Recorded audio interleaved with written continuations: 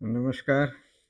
Course 6 ગણિત ધોરણ 1 થી 5માં પ્રકરણ 2માં આપણે આ વિડિયો લેક્ચરમાં આપણે સંખ્યા જ્ઞાન વિશે થોડીક વાત કરીશું.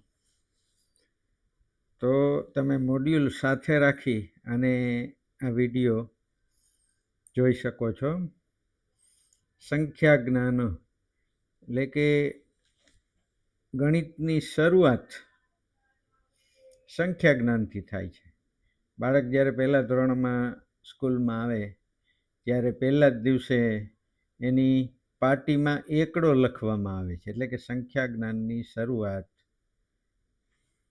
ગણિતમાં સંખ્યા જ્ઞાનથી શરૂઆત થાય છે. આ ઉપરાંત ગણિતની કેટલીક બાબતો જે બાળકો ઘરેથી જ શીખીને આવ્યા હોય છે, તો એવી કઈ બાબતો છે જે બાળકો ઘરેથી ગણિત શીખીને, દાખલા તરીકે નાની મોટી વસ્તુ, વધારે ઓછું, લાંબુ ટૂંકું, કઈ વસ્તુ જાડી છે, કઈ વસ્તુ પાતળી છે, આ બધી સંકલ્પનાઓ ગણિતનો જ એક ભાગ છે, જેને સરખામણી કહેવામાં આવે છે. એટલે આ બાબત પણ આપણે નોટબુકમાં નોંધી લેવાની કે ગણિત શિક્ષણમાં સરખામણીની કઈ કઈ બાબતો આપેલી છે.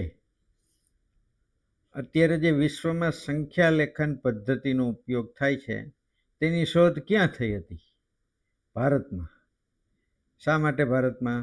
કે ભારતમાં શૂન્યની શોધ થઈ પછી 10 અંકોના ઉપયોગથી સંખ્યાઓ લખવાનું નક્કી થયું, અથવા તો શૂન્યની શોધ પછી સંખ્યા લેખન ખૂબ સરળ બની ગયું, એવું કહી શકાય.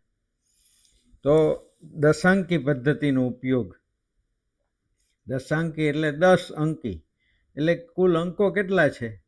તો ઘણી વખત તાલીમાર્થીઓ ભૂલમાં 9 એવો જવાબ આપતા હોય છે, પણ કુલ અંકો છે 10, જેમાં શૂન્યનો પણ સમાવેશ થાય છે. આ ગુજરાતીમાં લખેલા અંકો છે અને આ નીચે અંગ્રેજીમાં લખેલા અંકો છે. ત્યાર પછીની જે બાબત છે એ ક્રમશઃ આપણે જોઈએ કે 1 અંકની સંખ્યાઓ. 1 અંકની સંખ્યાઓ એટલે 1 થી 9. અને આપણે બાળકોને જ્યારે 1 થી 9ની સંખ્યાઓ શીખવતા હોઈએ ત્યારે જે સંખ્યા હોય એને અનુરૂપ મૂર્ત વસ્તુઓ બતાવવાની હોય છે. દાખલા તરીકે 1ની સામે 1 પેન્સિલ બતાવીએ, 2 પેન્સિલ બતાવીએ તો બાળકને 2ની સંકલ્પના સ્પષ્ટ થાય. એ જ રીતે 3 પેન્સિલ બતાવીએ તો બાળકને સંખ્યા જ્ઞાનમાં 3ની સંકલ્પના સ્પષ્ટ થાય. આ રીતે 1 અંકની સંખ્યાઓ સાથે એટલી જ વસ્તુઓ બતાવી અને 1 થી 9નું સંખ્યા લેખન અને સંખ્યા વાંચન કરાવી શકાય. ત્યાર પછી 2 અંકની સંખ્યાઓ. હવે 1 થી 9 અને 0, તમામ સંખ્યાઓ 1 થી 9 અને 0, આ 10 અંકોના ઉપયોગથી જ તમામ સંખ્યાઓ બને છે. હવે 2 અંકની સંખ્યા બનાવવી હોય તો કેટલી બની શકે? તો દાખલા તરીકે આપણે 10 થી શરૂ કરીએ તો તમે જાણો છો કે આપણે 10 થી શરૂ કરી અને 99 સુધી 2 અંકની સંખ્યાઓ બનાવી શકીએ. ઘણી વખત પરીક્ષામાં 1 માર્કમાં પૂછાય છે કે 2 અંકની સૌથી નાની સંખ્યા કઈ? તો 2 અંકની સૌથી નાની સંખ્યા કઈ થશે? 10. એ જ રીતે 2 અંકની સૌથી મોટી સંખ્યા કઈ થશે? 99. આ રીતે 2 અંકની સંખ્યાઓ 99 સુધીની છે. તો જ્યારે 2 સંખ્યાઓ લખવામાં આવે છે, દાખલા તરીકે 25. તો અહીંયા જમણી બાજુથી એકમ અને ક્રમશઃ ડાબી તરફ દશક, એટલે એકમ અને દશક બે સ્થાન કિંમતનો ઉપયોગ કરી અને 2 અંકની સંખ્યા બનતી હોય છે. તો અહીંયા એકમમાં 5 છે, તો 5નું મૂલ્ય કેટલું થશે? સ્થાન કિંમત કેટલી થશે? 5. આ 2 છે એ દશકના સ્થાનમાં છે, તો 2નું મૂલ્ય અથવા તો 2ની સ્થાન કિંમત કેટલી થશે? 20. એટલે કે 20 વત્તા 25, 20 વત્તા 5 બરાબર 25.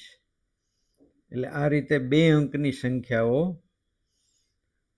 શીખવી શકે. ઉપરાંત રૂપિયાની નોટના આધારે પણ તમે 2 અંકની સંખ્યાઓ શીખવી શકો છો.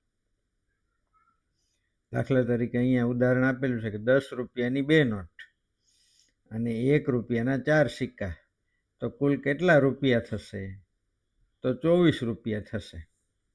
કારણ કે 10 રૂપિયાની 2 નોટ છે એટલે 2 દશક છે, અને એકમ એટલે સિક્કા કેટલા છે? 4 છે, એટલે અહીં એકમના સ્થાને 4, એટલે કુલ 24 રૂપિયા થશે. આ રીતે 3 કે તેનાથી વધારે અંકની સંખ્યાઓ, તો આપણે જોયું હતું કે 2 અંકની સંખ્યા 10 થી 99, તો 99માં 1 ઉમેરો એટલે 100 થાય. એટલે કે 2 અંકની સૌથી મોટી સંખ્યામાં 1 ઉમેરતા 3 અંકની સૌથી નાની સંખ્યા મળે. પરીક્ષામાં આ પણ પૂછાયેલું છે કે 2 અંકની સૌથી મોટી સંખ્યામાં 1 ઉમેરવાથી કેવી સંખ્યા મળે? તો 100, જે 3 અંકની સૌથી નાની છે.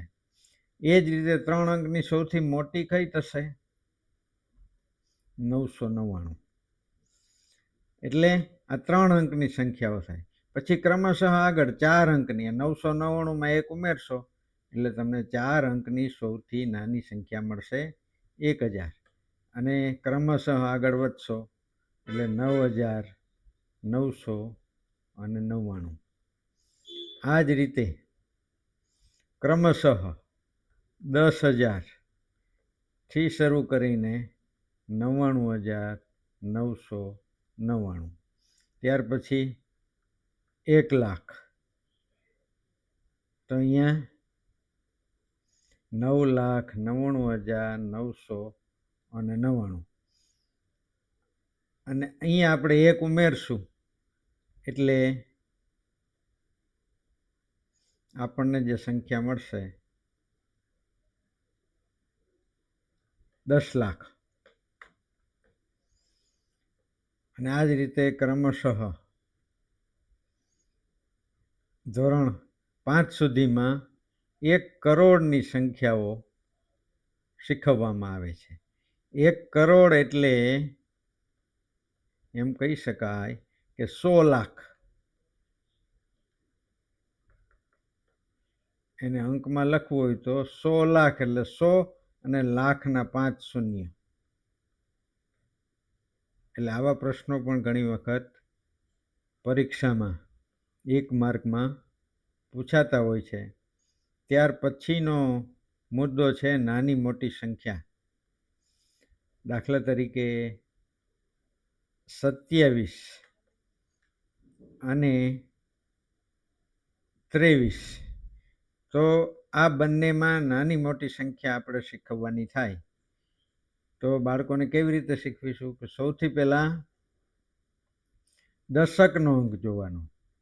જો દશકનો અંક જેનો મોટો હોય સંખ્યા મોટી, પણ અહીંયા દશકનો અંક બંનેનો સમાન છે, તો હવે એકમનો અંક જોવાનો. એકમનો અંક કોનો મોટો છે? 27નો, માટે આ સંખ્યા મોટી થશે. અને મોટી સંખ્યા માટે ગ્રેટર ધેન આ પ્રકારે સંખ્યા લખવામાં. આને જ બીજી રીતે લખવું હોય તો લેસ ધેનના ઉપયોગથી આમ પણ લખી શકાય. 23 લેસ ધેન 27. તો નાની મોટી સંખ્યાનો બાળકને ખ્યાલ આવી જાય પછી એ ચડતો ઉતરતો ક્રમ પણ ગોઠવી શકશે. ચડતો ક્રમ એટલે પહેલા નાની સંખ્યા લખવાની, પછી મોટી સંખ્યા લખવાની, અને ઉતરતો ક્રમ એટલે પહેલાં મોટી સંખ્યા લખવાની અને પછી નાની સંખ્યા લખવાની. દાખલા તરીકે 101, 110, 100 આ ત્રણેયમાં ક્રમશઃ ચડતો ક્રમ કયો થશે? તો પહેલાં સૌથી નાની, પછી એનાથી મોટી, પછી એનાથી મોટી, એટલે આ થયું ચડતો ક્રમ.